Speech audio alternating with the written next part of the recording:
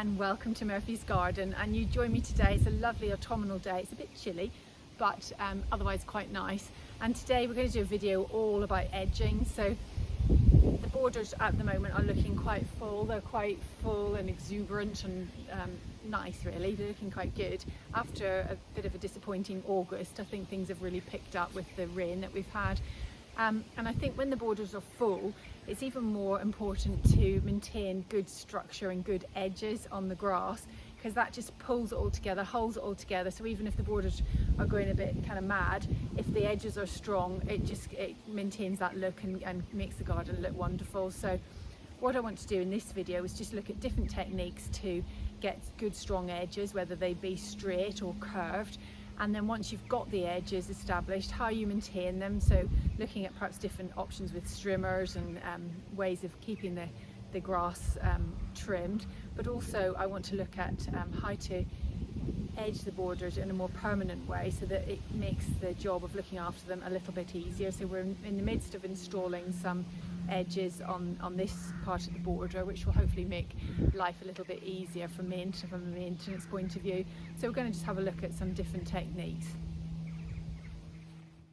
To create a new border and make a nice neat edge, use a half moon edger to create the desired effect. If you want a straight line, then use a string line and a piece of wood along the string line, and use the half moon edger just to mark the straight edge.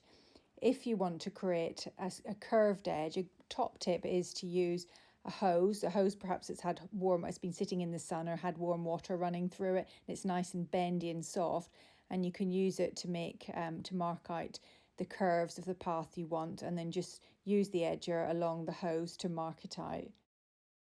So once you've set out your borders and you've got a nice edge, it's then important to maintain that edge.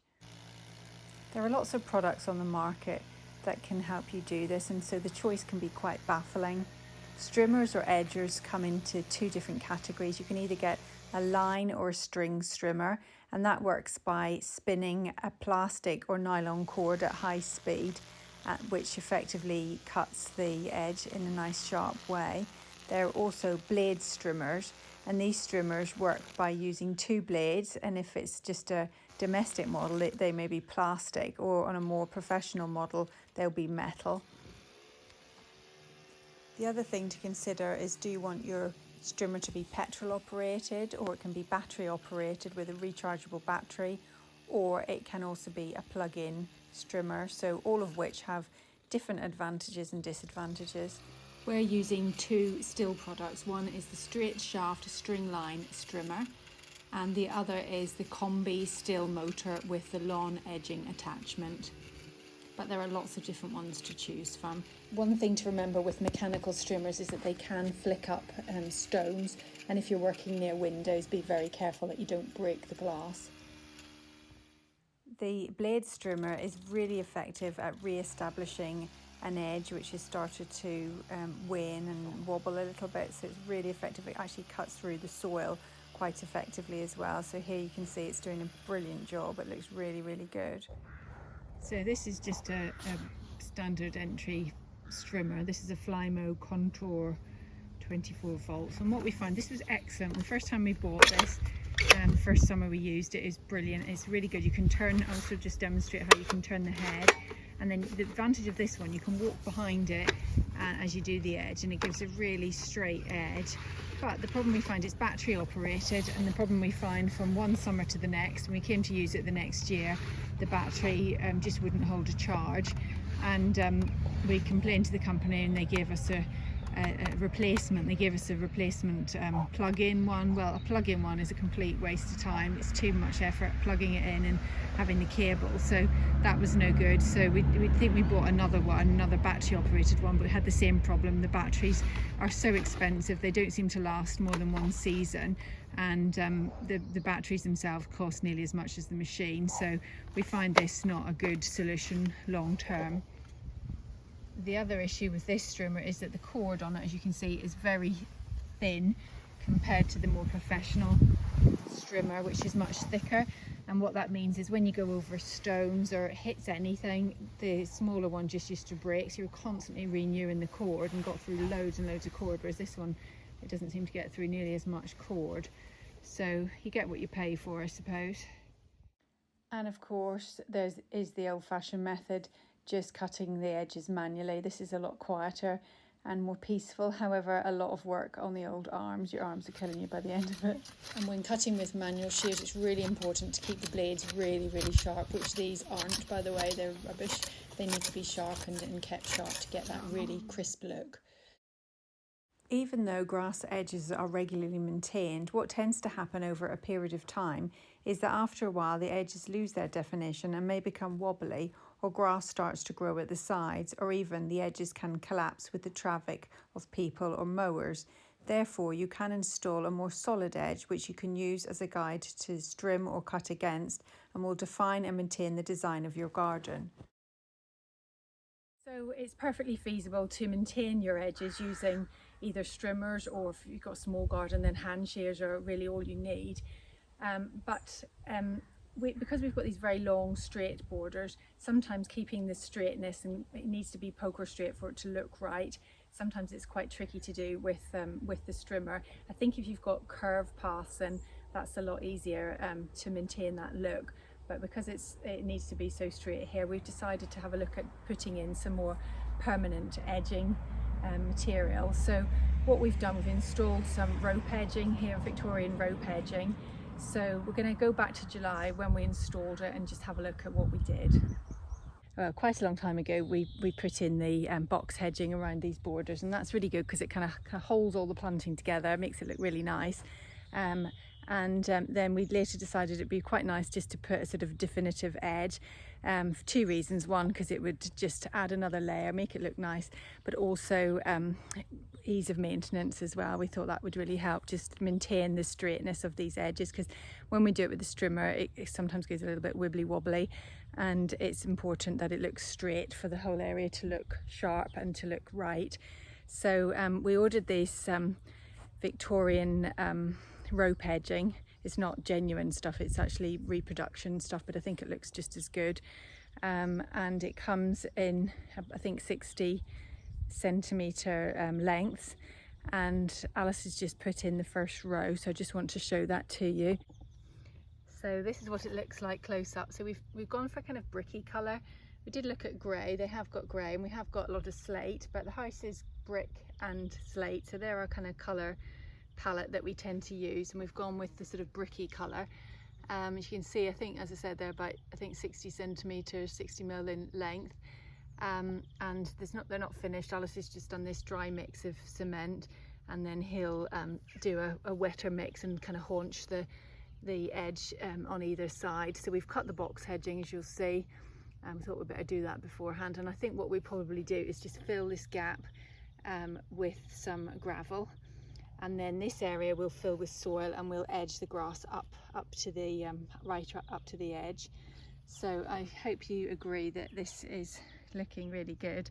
Oh, and on the end, at the end of each of the rows, we've got these lovely little balls. They're called dollies, and the edging will go round here as well, which we haven't quite done that yet. But yeah, I'm really, really pleased with that. If I stand back, we've got these yew trees, Irish yew trees, and the plan is we've got a square around those, and the plan is we want to do something similar here. We don't want to, obviously, as a trip hazard, because we walk up and down here and the room is a little bit restricted. So I think we've talked about putting just sort of like brick colour, just flat little pavers around each of those, and perhaps infilling the area with slate, just to finish that off. It's just all about the detail, isn't it? And just sort of edging things nicely. Alice has been continuing to work on the edging stones, and I just think they look beautiful. Just add another layer, another dimension to these borders. Absolutely love it. Then we just pan round. I'll just show you. He's just doing the other side, making his way up. So it's looking really, really lovely.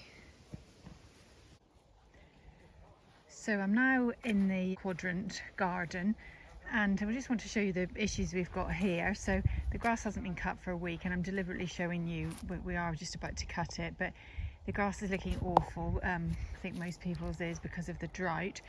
But the other problem that we have is that this edge starts to meander. You know, at the start of the spring we kind of sort of reinstate the edges, but by this time of year, so we're now in August, it's starting to kind of go again. It's looking quite wobbly, and when it goes like that, it just kind of lets the area down a bit. So having done the edging at the top of the borders, we want to revisit this area and put in some edging. So I've got a chap who's a blacksmith who's going to come. We've given him the measurements, and he's going to come and he's got the metal, and he's going to just come and measure, and then he'll come and solder the joints and everything in place. So that's what we're just waiting for now. He's hopefully coming this week. So I just thought I'd show you the before. And this is Mike, the blacksmith, who has made all this lovely metal edging, which we will install. Number 7. 7 is that one. What there for? Murphy, come up. Murphy, tickle, tickle. Oh, Murphy wants his tummy tickled. So that was Mike. So he's brought these fantastic edges that he's made. So they come in these great big long lengths, and he's welded the joints together. So they're so we haven't got any kind of awkwardness when they come to fit them. It's all one piece. And then he's also put these little kind of, what would you describe them as, like little metal tubes, which have also been welded onto the metal. So and he's supplied me with lots of metal pegs. So you just put this in place, drive the pegs through the hole, and then that's not going to go anywhere. It's going to be very firm and not move. So before we install them, it's very simple to install, but one thing that wasn't quite right when we came to measure the sizes that we needed, it was quite obvious that some of the grass on the edges are quite wonky, so we need to correct and do a little bit of cutting out just to make sure it's absolutely perfect, because once this is in, I don't want to have to be taking it out again. So we'll get on and do that, and then these edges will be installed, and it will stop the grass sort of encroaching onto the borders. And the other thing I find when we're trying to strim this edge, bits of grass get flung into the flower border, and then what happens is that bits of grass, I can see already lots of grass growing amongst the flowers, and it's a bit of a pain, so you have to then try and get it out of the borders, and you end up with grass all growing through your plants. So I'm hoping that this will stop that. The idea is you sink this lower than the grass level, and you just mow over the top of it. So we will do that, and that will just maintain the look of this area and keep it nice and sharp. Come here, Murphy. So yeah. Oh, Murphy, what have you got in your ear? He's got all kind of what's that? You've got a big matty bit in your ear. Oh, God. That's good. Anyway, so we'll get on and try and get these installed, hopefully perhaps over the weekend. We begin by just measuring the area, making sure we've got the edging in the right place, making sure we've got good right angles, and also just getting the height right. So we will have to sort of sink the metal edging a little bit just to make sure it's at the right height. So we're making good progress just installing the metal edging that Mike delivered, and it comes with as I said, these little kind of metal tubes, and as you can see, Alice is just banging the pegs in that he's provided as well, which means it just really grabs it and holds it firm. And we're just trying to get the levels right, because we don't want it to be so low that the grass starts to grow over the top, but we don't want it too high that the lawnmower hits it and damages the lawnmower. So it's just getting the balance right. And he's just using a set square just to make sure we're at right angles, and any adjustment that the lawn needs, and it will need quite a bit actually. If you look over here, this part of the path was always quite wonky. Now it's just going off. So any soil or turf that we remove, we can just infill, or we'll just get some soil and just add some seed. It's a good time of year to do that.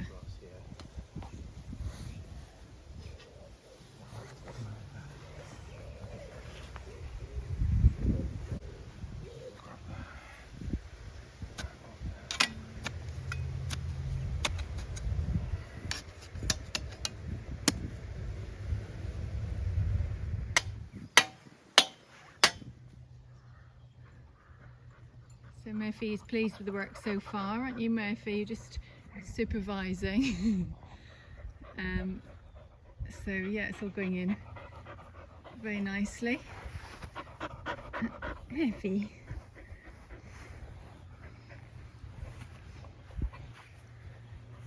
So Al's just using a string line. Just pan round. There's the worker running on. So if you look at it from this angle, super straight. Excellent.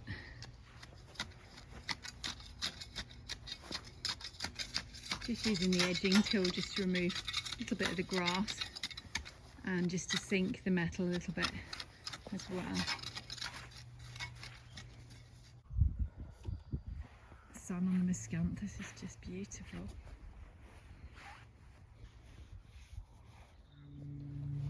Go to Mama. Just give him the lovely doggo. There's lots of different types of edging you can use and something to suit every style and every budget. You can use bricks. There's lots of variants of different types of pavers. You can use wood. Wood obviously won't last forever. It does eventually rot, but it can be used either as sleepers or as planks of wood. And even the half log edging is a cheap alternative. Some people use plastic, again, which can degrade. It's not necessarily a long-term solution. Metal is a more permanent solution. Here we're using steel, and there's also a product in the UK called Everedge, which is very popular too. The edging is now all installed. Alice has done a really good job of getting it all in nice and straight, and we do realise now how unstraight and unsymmetrical this area actually was. So that's all been corrected, and it just means that we can maintain this area, the design of this area, much more easily. And all that remains to be done is just to fill this little area with some soil and some grass seed, and we'll have really nice straight edges that look really good. Thank you very much for watching, and join us again in the next video. Bye for now.